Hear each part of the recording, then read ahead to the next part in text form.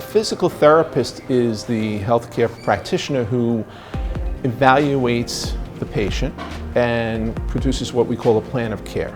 The physical therapist assistant carries out the plan of care which has been established by the physical therapist. Our program is one of 2 accredited programs in New York City under CUNY.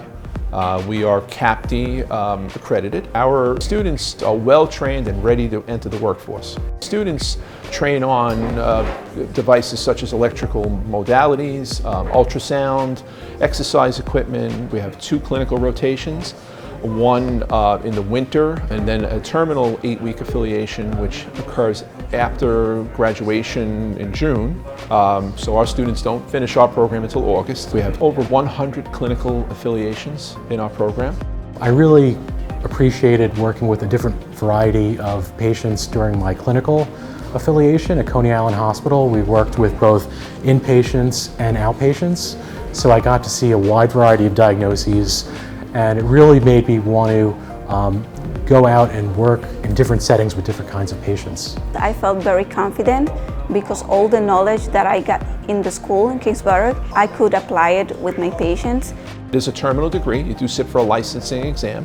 So once passing that exam, you can work in various settings. Professors are amazing. Professors are constantly on top of us, helping us, not just showing us the techniques, but also reminding us we're working with human beings, have feelings, have emotions, are going through everyday problems just as we are. My professors have taught me to be a better student, a better clinician, and overall just a better human being.